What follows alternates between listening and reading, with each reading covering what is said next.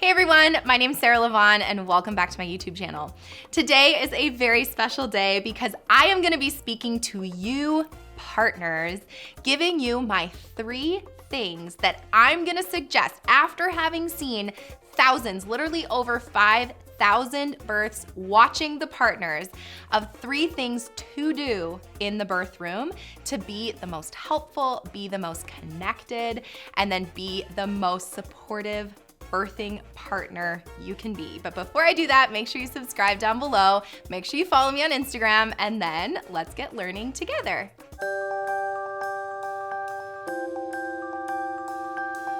It has been a minute since I talked to you partners. I hope you have been watching my other YouTube videos. I hope that you have been present and supportive in the way of learning with your pregnant partner. But at this point, most of that information really applies to the birthing person, to her, whoever's giving birth, right? And so today, I wanna give you these 3 tips of things that you can do to be supportive and loving and all the things that you wanna be, because labor and birth can be totally overwhelming for the partner. And a lot of times you wanna be the most supportive person ever, but labor's kind of weird. There's some weird noises and fluids and actions that your partner might be doing, and that can feel uncomfortable. And so this is my bonus tip. This is not getting into the 3 that I have for you here, but the first thing that you can be doing is being prepared. And so by watching these YouTube videos with her, by watching my childbirth classes, by taking my Coping with Labor class, which is really a training zone for you to have some tools in your tool belt and know what's coming, that's gonna help you to not be quite so overwhelmed, quite so oh my God, this is so weird. Is this normal? Is this not? Because my number 1 tip for you in being the most supportive birthing partner ever is very simple, but let me explain, and that is to be present.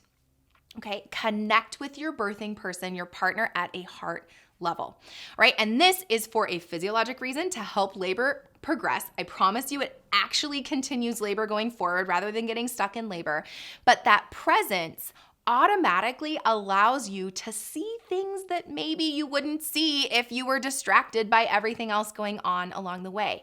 They are your focus. So when she is breathing, when she is moving, when she is focusing through labor and she needs that support, by being present, one of the things I say all the time is everything is harder when done alone. And so by being present, she doesn't feel as alone. And those hard things become so much more manageable when they know that they have that loving source with them. Now, by being present, you're gonna start to notice some things, like if her mouth is dry. If her mouth is dry, give her some water. If her hair is stuck on her face, pull her hair out of her face. But by being present and looking at her and connecting with her, not the monitors, not the beeping noises, which I'll get to that in part 2 because there is a little bit of a role there. But that to me is the number 1 thing, because then when she's feeling overwhelmed or she's feeling like labor is getting to a place of, I'm scared, I don't know what to do, help me here, when in doubt, do what she does. And so when you're doing that and you're breathing with her, you're connecting, and that eye contact, that touch, that fully being like everything else doesn't matter in the world other than this moment, you create this, what I call bubble of peace. You create this safe space for her to be present in her labor. And by being present there and connected and feeling safe, you being that temperature gauge in the room by your presence and your calmness, which again, I'm getting to, because it can be kind of stressful.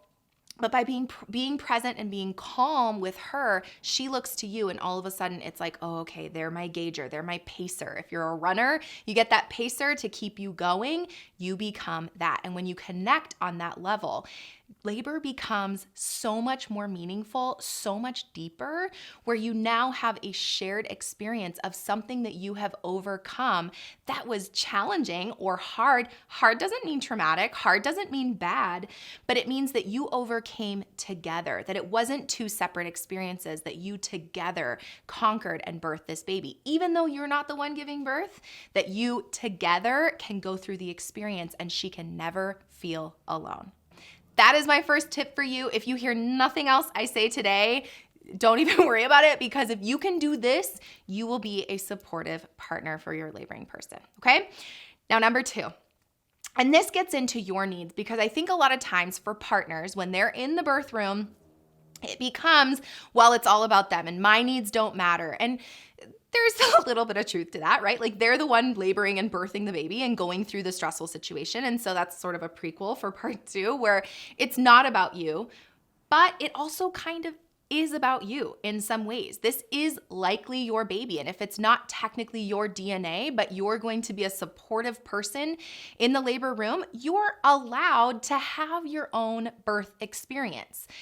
Now, there's this balance between it's like, oh, it's about me and my needs, where it really isn't about you and your needs. So the focus needs to be on the birthing person, but in anticipation of the fact that you will have your own experience, you may have a different experience, or maybe it's even possible to have trauma with the partner where the laboring birthing person is like, that was beautiful for me. You've had totally different experiences, right? So that's okay. But what I want you to do right now is have a plan for your own stress and your own needs during your labor and birth. Now, what are your basic human needs? Sleep, water, hydration, food, and stress release, right? So how are you gonna down-regulate your nervous system, which is my new terminology of just saying, how do you lower your stress when you're feeling overwhelmed? What's your plan? Who's your go-to, right? And so with needs, that is, how am I gonna rest? Now, here's my sort of little disclaimer on rest, because rest in labor and birth, especially being a support person for labor and birth, if she's awake, if she's laboring, you're not sleeping, okay? Unless she's like, you need to sleep, I am stressed out by the fact that you are not sleeping, then by all means, especially if she has some other support people along the way, like a doula, then go and take a rest. But otherwise, it's between contractions. When she closes her eyes, you close your eyes. Instead of standing, pull up a stool and sit to save and conserve your energy. And then what snacks do you have around? What water do you have? If you're in the hospital, when the nurse comes in and says, do you need any water for the laboring birthing person? Then you can also say, hey, can you get me some water? Because you start having headaches, you're sleep deprived, and then you give birth and you don't even remember the whole thing because you were so wiped out. You haven't eaten, drank, done nothing along the way. Okay, so along with that is your snacks, and these are non-smelly snacks, but how are you gonna eat? And then what's your lifeline? And this I've actually developed with my families where I feel like I have a very, very stressed out partner, and that's not a bad thing. But in knowing that they tend, on the anxiety side, they tend to check out, they tend to get overwhelmed pretty easily. That's one why you should probably have a doula or another labor support person, so you can kind of take shifts, which may also be a way that you have a plan for your stress level. But if I have someone like that, I will say, who's your lifeline? What do you do to calm yourself? And sometimes that's, I just need to take a walk. Sometimes that I need some fresh air. Sometimes that's, I need to call a best friend. I have this guy friend that I gotta connect and talk to somebody else. If you have that plan, you've talked about it ahead of time with your partner, the birthing person, and maybe your extra support people. Guess what? If you're starting to feel overwhelmed, you look at your lifeline, which is me in that case for a lot of people, right? Then you say, hey, yo, can I take a lap? Can I take a moment? And I go, yeah, I got you. How do you feel about it, birthing person? And they're like, yeah, I feel great about it. And so you go take 15 minutes and take a lap around the block, go outside, take some fresh air, do some deep breathing, call your lifeline, and then you're able to reset your body and come back and actually be present and actually have your experience and connect on that heart level with your partner. And then my last tip for you, number 3, is that one of your roles is to ask questions and advocate for your partner, all right? Now, this can feel totally overwhelming, so this is where I'm gonna send you to my patient rights video to understand what's within the realm of normal, not normal to ask. Most really, the answer to that is you can ask anything. There's no dumb questions. If you don't understand the reason why someone is suggesting something, ask questions. Now, advocating for a circumstance that you don't know anything about can feel especially overwhelming. And so this is where two sides of it. First of all, you need education. And this is why you actually going to your childbirth classes, actually watching my YouTube videos, maybe reading a book, which I have a book recommendation I will link down below for you to check out, and doing the work so that you have a frame of reference for knowing what's normal, what's not normal. How does she feel about her labor and birth experiences? What are her preferences? You've had these conversations so that if she's in the thick of it and breathing and, in the labor land zone, you can sort of be that protector of her space and say, hey, there's this beeping noise. Can you come fix that? Pull the curtain, close the door, create this safety bubble around that birthing person, and then asking the questions for her so she doesn't have to come back into her conscious brain if she's laboring and working through contractions, if that makes sense. Now, so education's a piece of that. The other way to help you advocate is to hire a doula or a birth coach.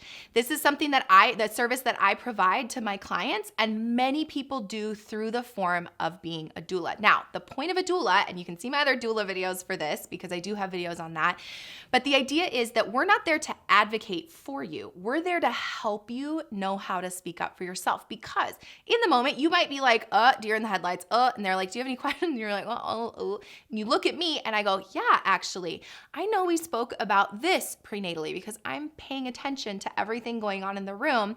And you're like, oh yeah. And I said, did you want to ask about fill in the blank, whatever the issue is, about them breaking your water, or about the concerns about breaking your water, or about the vacuum, or about the C-section, or all the other things that come up, which you learn in my childbirth class.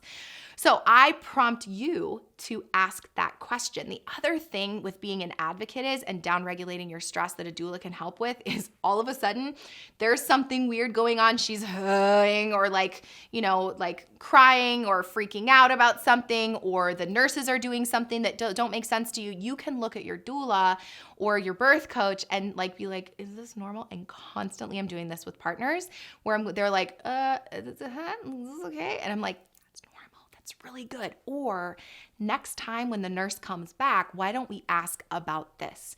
And then you're prompted with those questions to ask, knowing how to advocate. When in doubt, it's what are the benefits? What are the risks? What are the alternatives? What are my other options?